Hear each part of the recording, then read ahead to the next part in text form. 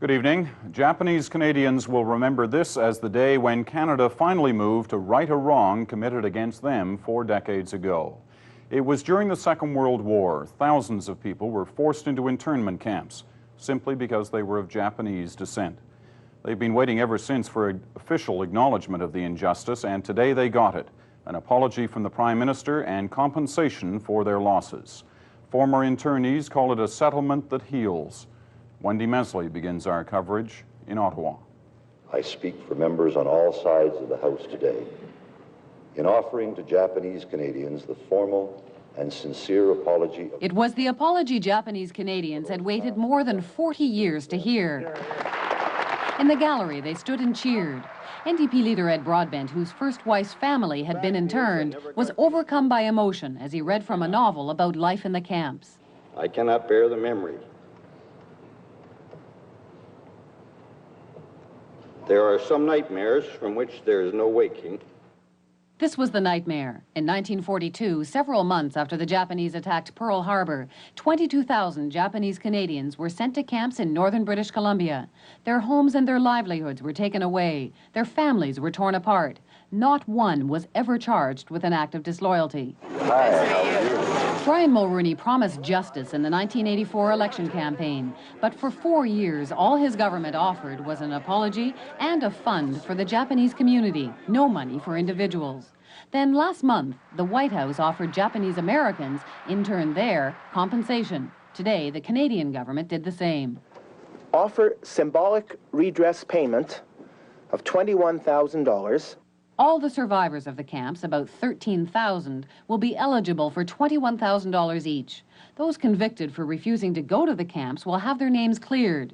$12 million will go to a Japanese community fund. Another $24 million will go to create a Canadian Race Relations Foundation to make sure this kind of discrimination never happens again. The project will cost almost $300 million, and it came just in time for the election call expected this fall. So if it happens today, I don't feel any guilt of whether we're being used because it's something that we've struggled for. It was an emotional day for everyone involved, for the Japanese Canadians and for the politicians. Today is a historic landmark, not only for our community, but for the whole human rights issue. And thank you. Wendy Mesley, CBC News, Ottawa. The internment camps are the events of 40 years ago, but Masui Takashira says she has never been able to forget. She and her husband lost everything they had, a business, property, all the family's heirlooms. Her husband is one of the 9,000 internees who died before they could see today, but she knows he would be happy. Until he died, he never could forget. He brought the document on the table every day, how much he lost.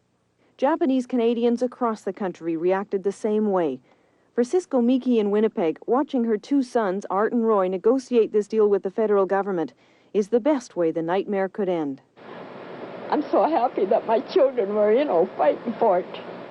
Most of the Japanese Canadian internees still live in British Columbia.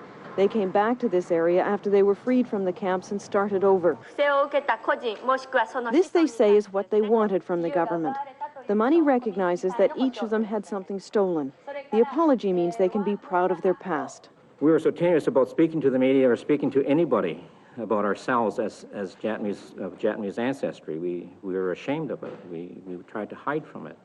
And now I think we're proud of it. Charles Cadota is one of the early fighters for redress. He always knew he wasn't the enemy. We're living in a democracy. The redress issue was not an issue of money. It was an issue of justice, of human rights, of citizenship. No one here pretends that $21,000 each will make up for the millions that were lost, or that an apology will make up for up to 7 hard years in the Kootenays. What they will do, the internees say, is prove to everybody that Japanese Canadians were good Canadians all along. Karen Webb, CBC News, Vancouver.